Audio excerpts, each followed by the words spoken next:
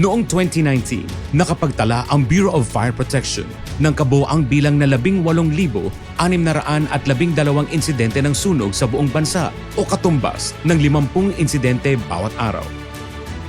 Ang sunog ay maaaring sumiklab kahit saan at kahit anong oras. Ito ay maaaring magdulot ng iba't ibang panganib maging ng kamatayan.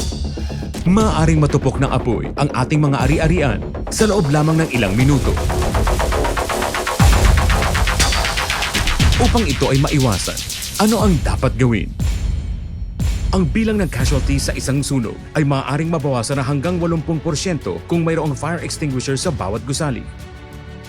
Subalit ano nga ba ang fire extinguisher at bakit ito mahalaga?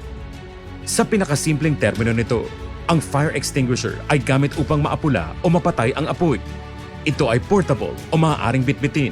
Ito ay naglalabas ng tubig, foam, gas o ibang material upang makatupok ng apoy. Alam niyo ba na ang fire extinguisher ay unang naimbento noong 1723? Ito ay halos 300 taon nang umiiral. Ang kasalukuyang dry chemical na fire extinguisher ay inimbento ng British captain na si George William Manby noong 1818. Sa Pilipinas, ang pinakakaraniwang uri ng fire extinguisher ay ang dry chemical fire extinguisher. Ito ay may lamang monoammonium phosphate. Ito ay pulbos na ang kulay ay mapusyaw na dilaw. Ang nakasanayan nating fire extinguisher ay may hawakan, safety pin, mayroon din itong pressure gauge sa kanang bahagi, at ang discharge hose kung saan lumalabas ang kemikal. Sa loob nito ay may isang tubo at maliit na gas cylinder at ang dry chemical powder. Ito ay ginagamit para sa Class A, B, and C na sunog. Ano ba itong mga uri ng sunog? Sa Pilipinas, ito ang ginagamit natin upang mauri ang mga sunog. A. Sunog na maaaring magmula sa kahoy, papel, tela o basura. B. Sunog na maaaring magmula sa gasolina, langis, pintura at iba pang uri ng nasusunog na likido. C. Madalas nagsisimula sa short circuit ng mga electronic equipment. D. Apoy na sanhi ng combustible metals tulad ng mga flammable liquid na aluminum, magnesium at titanium. K. Apoy mula sa fats dulot ng deep fat fryers. Tingnan ng isang ordinaryong fire extinguisher.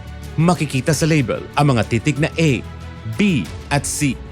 Ibig sabihin, ang kaya lamang nito na maapula na sunog ay apoy mula sa kahoy, papel, tela, gasolina, pintura at iba pang nasusunog na likido at mga gamit na dekuryente. Hindi nito kayang matupok ang apoy mula sa combustible metals, animal fats at cooking oil. Ngayon ay mayroon ng Reynolds Max. Lahat ng uri ng apoy mula Class A hanggang K ay kayang maapula ng Reynolds Max. May rating din ang fire extinguisher. Nakasaad sa RA 9514 o Revised Implementing Rules and Regulations of 2019 o Fire Code of the Philippines Section 10.2.6.9e.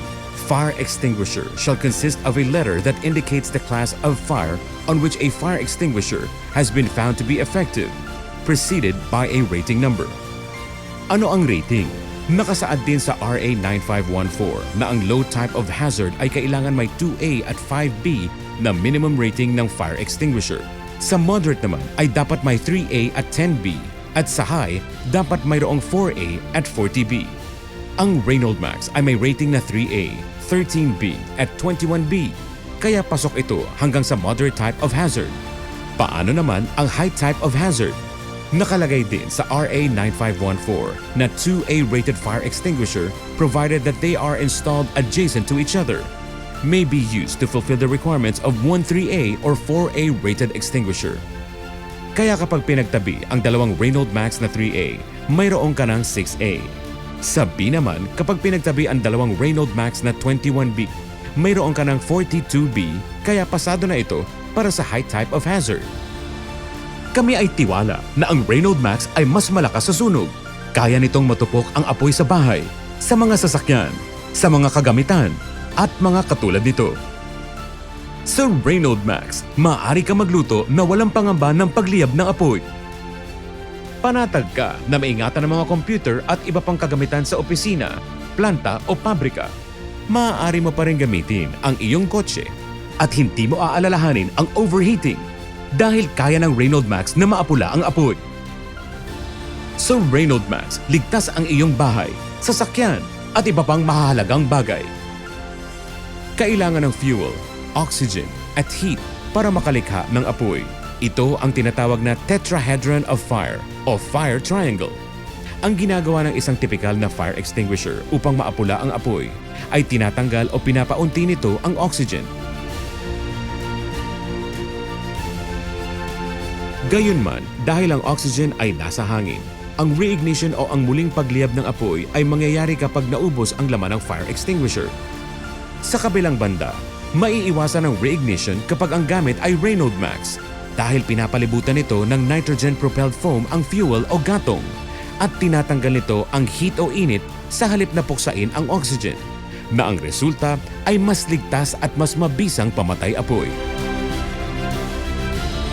Nais mo pa ba ng dagdag na impormasyon tungkol sa Reynolds Max? At bakit kailangan Reynolds Max ang iyong piliin at hindi ang ibang ordinaryong fire extinguisher? Ang Reynolds Max Aerosol Fire Extinguisher Spray ay nagmula sa Lithuania na ginawa ng European Union. Naimbento noong 2012 na gumagamit ng nanotechnology, pinaliit, ngunit pinalakas. Hindi tulad ng traditional na fire extinguisher, hindi na kailangan na espesyal na pagsasanay upang magamit ang produktong ito. Ang Reynolds Max ay magaan at kayang gamitin ng bata at matanda. Buksan lamang ang takip at pagkatapos ay itutok ang nozzle sa apoy na may layong 3 metro tulad ng paghawak sa ordinaryong fire extinguisher. Pindutin ito at paligiran ng apoy hanggang ito ay matupok. Takpan pagkatapos gamitin. Maaari pang gamitin ang natira dito. Hindi tulad sa ordinaryong fire extinguisher na pagkatapos gamitin ay hindi na maaaring magamit ang tira. Ligtas gamitin ang Reynolds Max. Ibig sabihin, hindi mo kailangan mangamba na ito ay sasabog. Hindi tulad ng tradisyonal na pamatay sunog. Tanghali ng March 13, makikita ang isang lalaking may tulak na kariton sa kahabaan ng Road 5 sa San Juan. Tumigil siya sa labas ng isang bahay. Maya-maya'y kitang lumapit si Jojo sa kariton. Kinuha niya ang isang fire extinguisher. Tinitigan niya ito, hinawakan ng 2 kamay at saka malakas na sumabog. Ayon sa kapatid ni Jojo, nalaslas ang kanyang leeg at nabali ang buto sa batok. Lumalabas sa investigasyon na ang ilalim ng fire extinguisher ang sumabog, kalawangin at may mga sugat na ang canister ng fire extinguisher kaya hindi na dapat gamitin. Na-imagine mo ba yung isang gulong na sa isang truck na sumabog that can even throw people away? Ganun ka lakas, no? Yung pressure. Ayon sa BFP, may fire extinguisher na tumatagal lang ng 2 hanggang 5 taon. Meron namang taon-taon ay kailangang ipatingin sa manufacturer. Ang Reynolds Max ay sinertipikahan ng MPA Dresden sa isang laboratorio sa Germany. Ang laman ng pamatay sunog na ito ay gawa sa Europa na nakatugon sa ISO quality standards. Kinikilala rin ng TÜV ang Reynolds Max bilang pasado sa standards ng Philippine Fire Code na tayo lang ang alternatibo. Yung pag merong fire extinguisher sa house, kahit maliit pa lang, agad-agad, first responder dahil mode. extinguisher ang pinag-uusapan, ma'am, gusto ko lang ihayag sa kanila na meron tayong memo na ibinaba na yung mga new technology na lumabas na mga fire extinguisher Yes. na is kapag meron yan third-party certification na sinasabing may rating yan. Ano na itanong ko sa inyo? Oo, may yung mga rating yan. Oo. Wala naman tayo magagawa doon kasi new technology yan. Pwede natin i-accept. Kaya nasanay lang po tayo doon sa tinatawag na traditional na 10 pounds na fire extinguisher. Yes, okay. So, we are welcoming mga ganon na technology. Okay. Maliit ang Reynolds Max, subalit mabisa ito na pamatay sunog sa maraming uri ng apoy. Ito ay higit sa 3 beses na malakas ang ordinaryong fire extinguisher. Wala itong yearly refill sa loob ng 5 taon. Tingnan ang iba pang international certifications na nakuha ng Reynolds Max. Balik tayo sa tanong, bakit kailangan Reynolds Max ang iyong piliin? Una, tingnan natin ang halaga ng isang traditional na fire extinguisher. Ang isang karaniwang fire extinguisher ay nagkakahalaga ng 2,500 pesos. Pero hindi lamang yan. Kailangan mo pang maglaan ng 1,000 piso para ma-refill ito at magamit pa.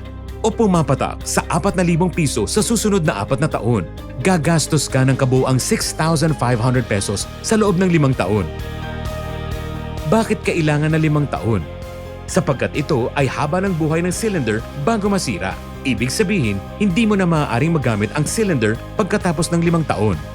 Ngayon, nais namin ipakita ang iba pang gastos sa pagmamantina ng isang karaniwang fire extinguisher. Una sa lahat, kailangan mo matiyak na hindi barado ang hose.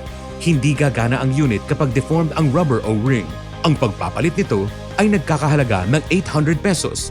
Ikalawa, kung may depekto ang gauge o kung may tagas, may posibilidad na walang pressure na lalabas dito.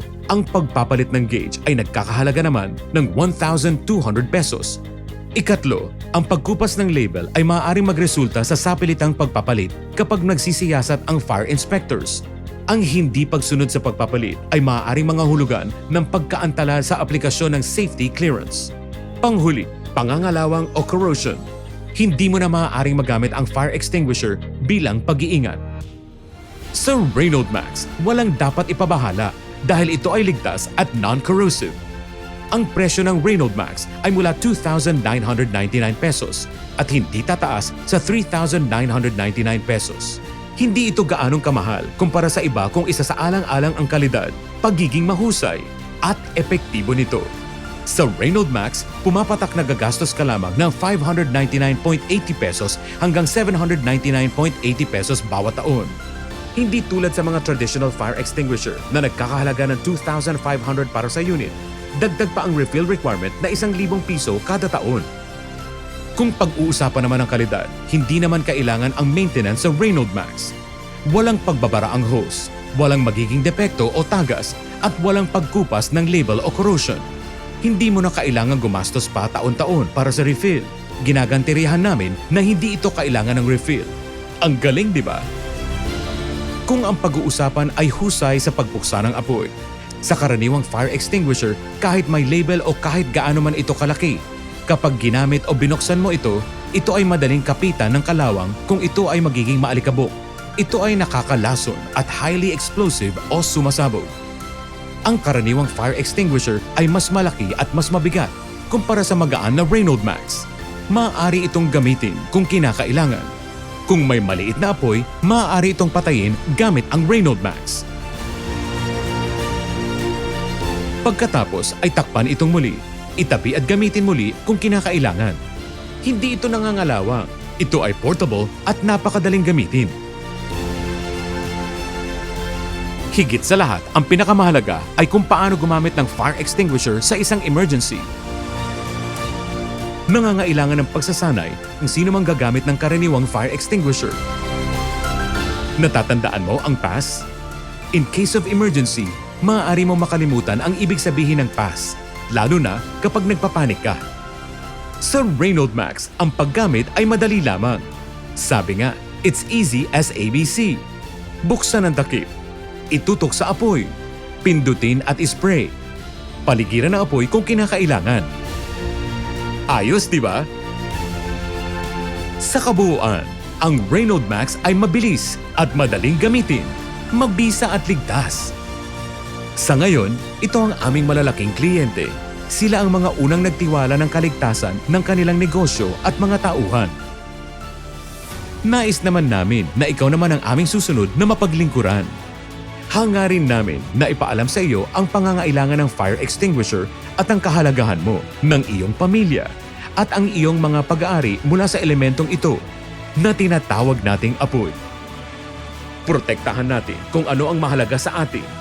Dahil sa apoy, ang lahat ay maaaring maglaho sa ilang segundo.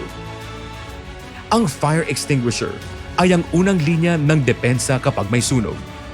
Ang pagiging handa ay makakapagligtas ng iyong buhay at ng inyong mga mahal sa buhay. Ang fire extinguisher ay maaaring maging isang tagapagligtas ng buhay, kaya upang maging ligtas, gumamit ng Reynolds Max, stronger than fire. Reynolds Max is exclusively distributed by Titanium Enterprise.